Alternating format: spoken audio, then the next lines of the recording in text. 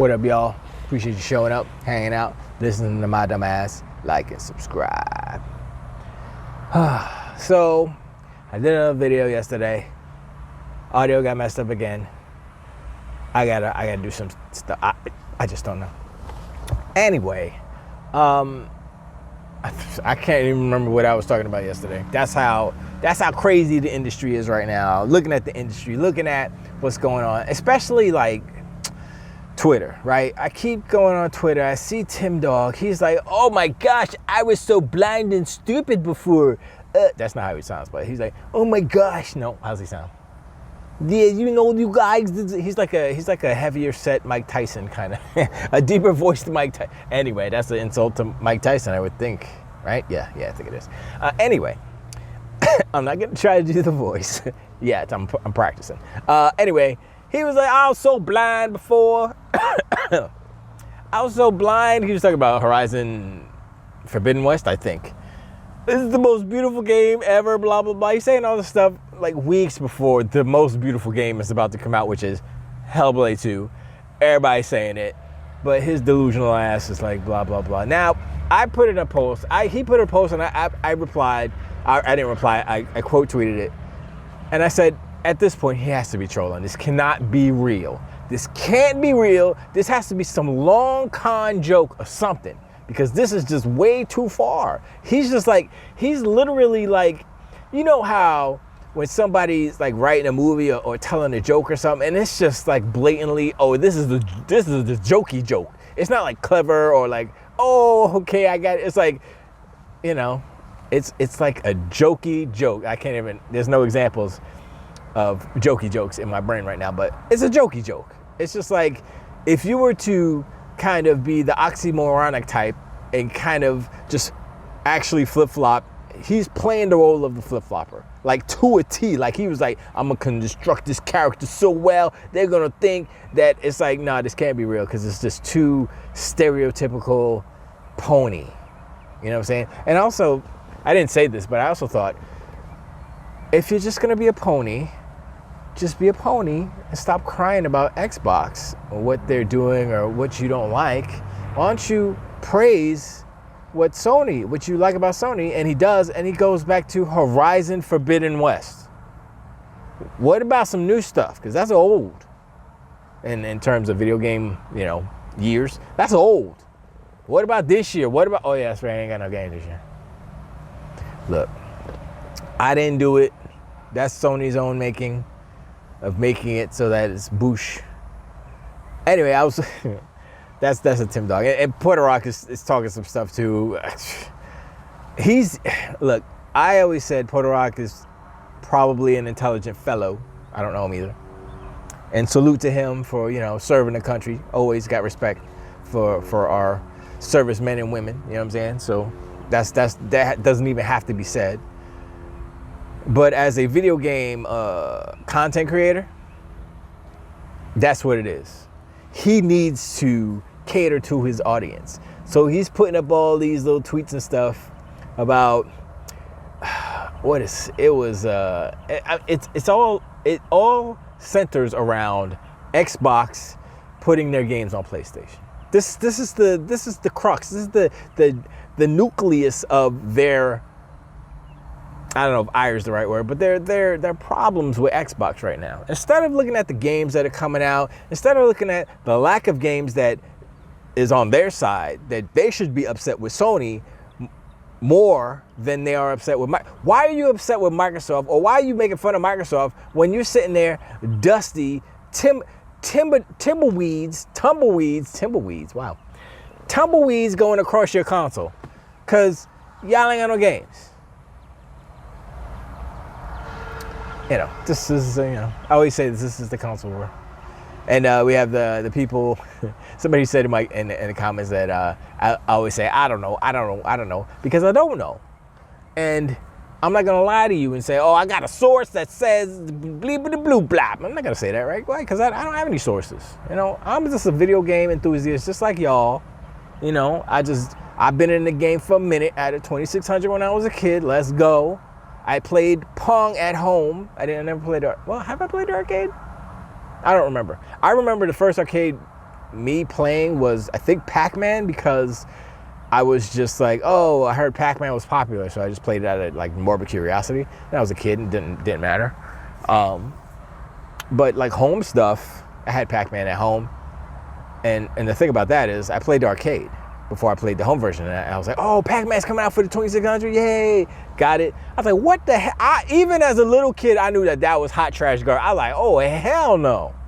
And I guess back then I was a graphics whore, but come on, it was like, it wasn't even about, it was about the graphics, but it was really about the control and the speed, and it was just bad. It was a bad version of Pac-Man. They got a little bit better with Miss Pac-Man, but whatever, we ain't talking about that right now. The point is, I don't know what the point was, but anyway, I was listening to Jeff Gerstmann, and he was talking about, well, he was answering kind of questions from his, I don't know, emails or whatever, guard.bike@gmail, I don't know where it is. But anyway, he was talking about Sega, basically, and how Sega, like the Genesis was the jump off, that was the success as far as home consoles, and then their mistake was that they went, Sega Japan and Sega of America was at war, basically. They were not talking to each other, they had their own plans. I'm like, how do you run a country? How do you run a country? How do you run a company? How do you run a company like that? Like, and then I thought to myself, like, okay, for brief history, Sega of America was like, yo, we want to keep these sales going. We want to sell some more product, blah, blah, blah, basically. And so they came up with the 32X, right? To add on to the Genesis, which was super popular. And, you know, you plug it in, you get 32-bit games, right?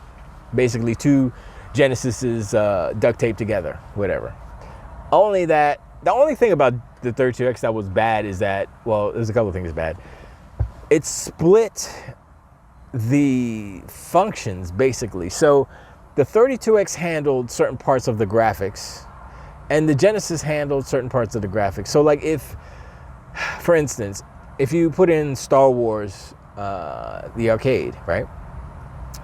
If you unplug the display port of the 32X or the Genesis, I think it's 32X, it's like some of the graphics don't show up. I was like, wait, or the polygonal stuff doesn't show up. I forgot how it works. I did it one time. I was like, what is, or it wasn't plugged in correctly or something, and it was half the game was working. I was like, I heard the sound, but I was like, what is going on? And then I realized, oh, it's kind of running in parallel. But anyway, and honestly, the games weren't that quality. Like, they weren't like it. I don't think they ran at 60 frames per second, and the audio quality wasn't as good as, like, say, the arcade, like Afterburner, Space Harrier, all those things. They were close. They were the closest yet, but they were not there. And so, I mean, they had the super scaling and stuff, super sprite scaling, but they didn't have, like, everything else was kind of degraded. And then the Saturn came out, but that was Japan. So Sega of America had 32X. Sega Japan, shortly after, had the Sega Saturn, which bombed because it was two 32-bit RISC processors to duct tape together. I don't know, that was a weird thing too. And the 3D sucked because it didn't have hardware 3D, so they had to. It was a bad console. I mean, it did some things good, like 2D fighters and 2D games was really good on the Saturn, but everything else was not so good. Anyway, so my thought was, okay, fine, Sega's not making consoles anymore. It's all good, whatever. That ship has sailed.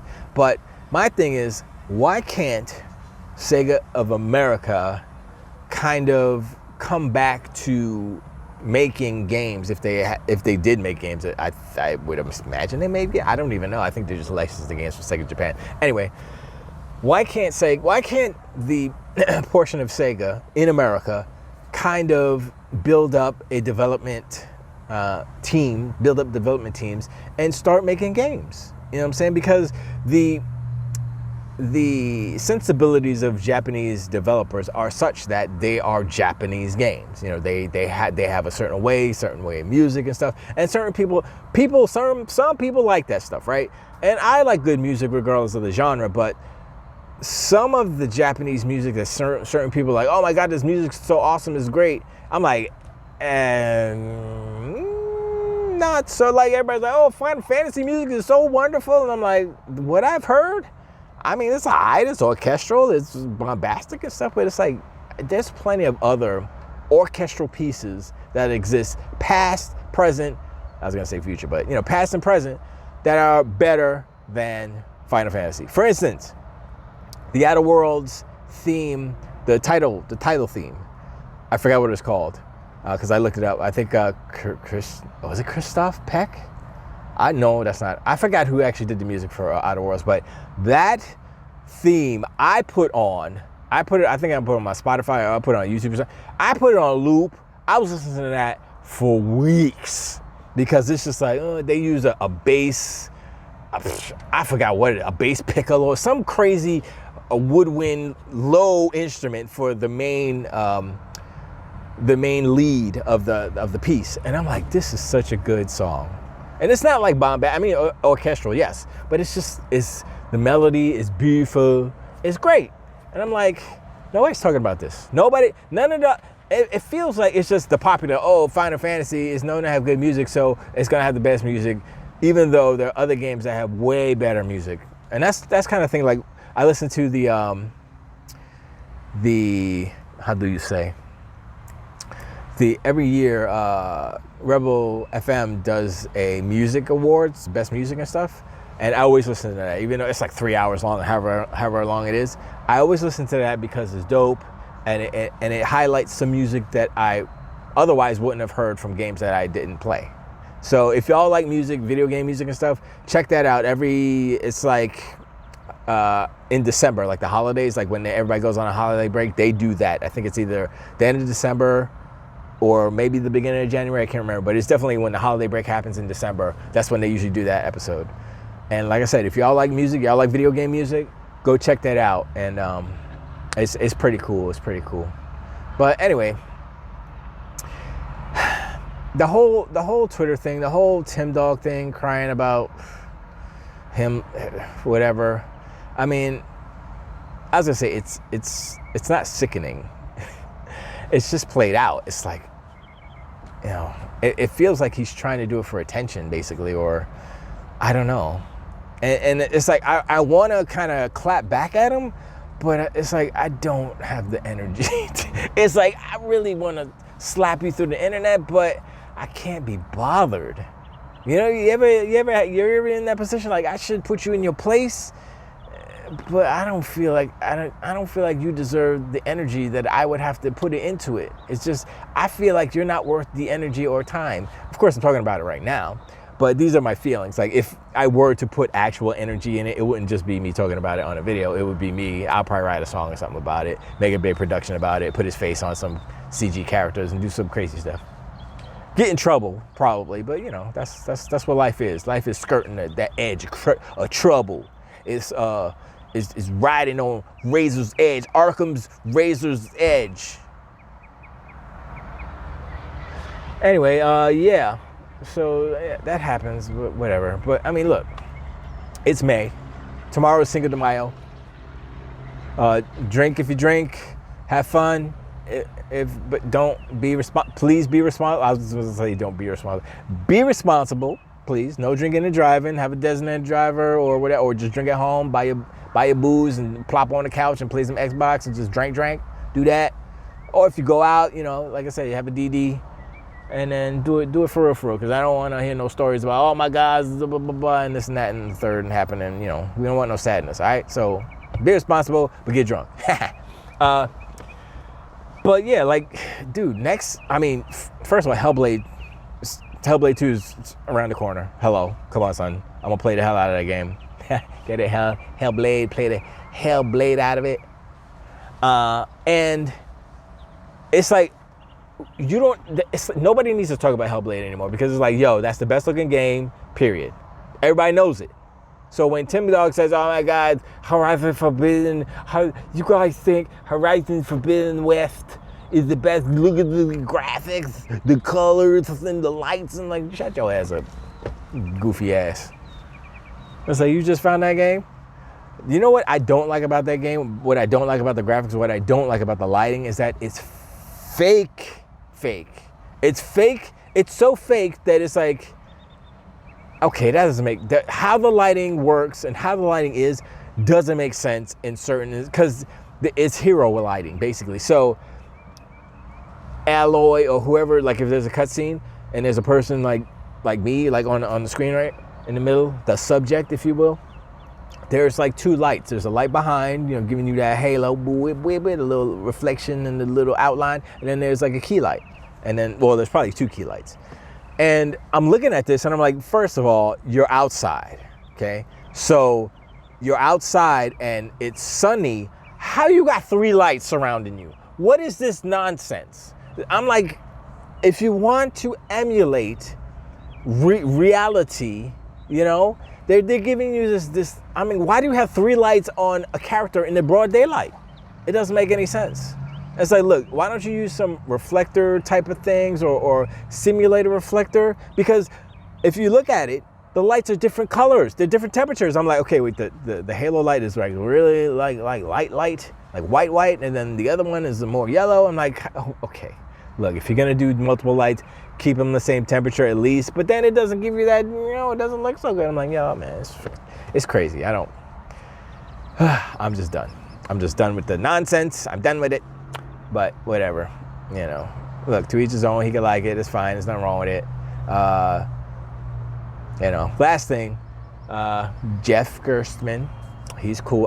This is why I like Jeff Gerstmann, because he doesn't care. He'll tell you. This is why he got fired from GameSpot. He got fired from GameSpot because he was like, Kane and Lynch sucks. And it was like they were doing ads, and they gave it a 7 or something. But whatever, and they fired him. And that's where he was like, oh, whatever, giant bomb, here we come. Anyway, he was talking about Stella Blade. Now, all the things I heard about Stella Blade, oh, it's great, it's that, and the booty jiggle fists, and all this stuff. And I'm like, okay. And then Jeff comes along, he's like, yeah, you know what? The latency on this game sucks. And he was talking about the demo, right? And it's like the demo, and everybody was like, yeah, the demo latency is garbage. It's like, well, how come this is the first I'm hearing about this? How come none of the reviews said, oh, the latency sucks, and so take some points off? It should be a 75 or something, right?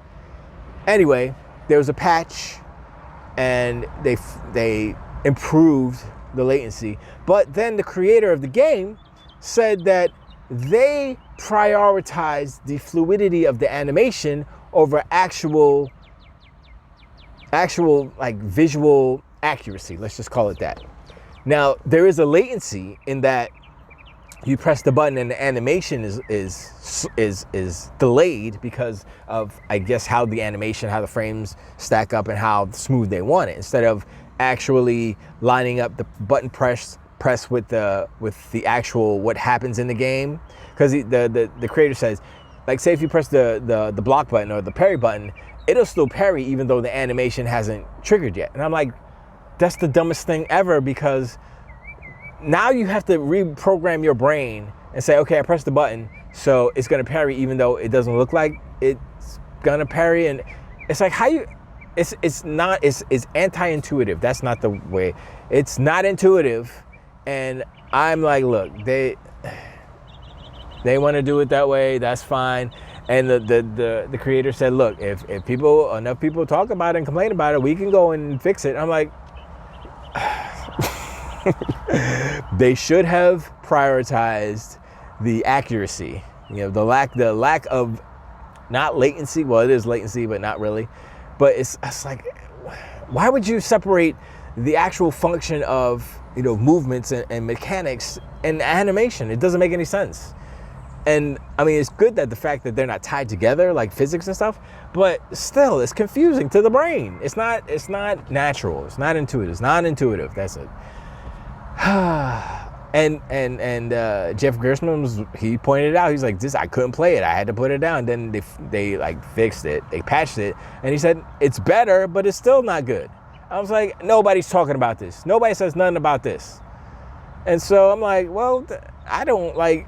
If I hear that, like, first I was like, you know, if Stella Blade pops on Xbox, maybe I'll check it out. Maybe I'll try it. Now I'm like, I don't even care. I don't even care. And everybody's saying, oh, the stories are whack and everything about the game is whack except for, like, I guess the action part. But then Jeff comes in and says this latency stuff. I'm like, well, that's kind of whack too. So I'm like, whatever, man. That game is a hot pile of nothing. And the ponies and the donkey unicorns, they get the PlayStation bump, they get the Nobody's talking about the negative.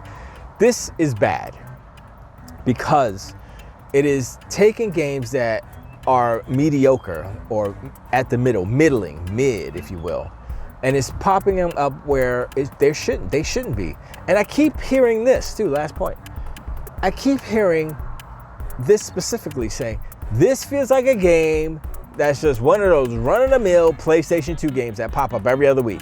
And I'm like, that's not necessarily a good thing. Like, it's like, yo, okay. I mean, that sounds like it's just whatever. It's like it's a mid game. That's the definition of a mid game, a PlayStation 2 game that pops up every other week.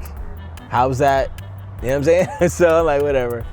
Well, you know, that's the console war we're gonna do. Anyway, I appreciate you hanging out, like and subscribe. Hit me up in the comments below. What do you think about Stella Blade? What do you think about Jeff Gerstmann's take on Stella Blade?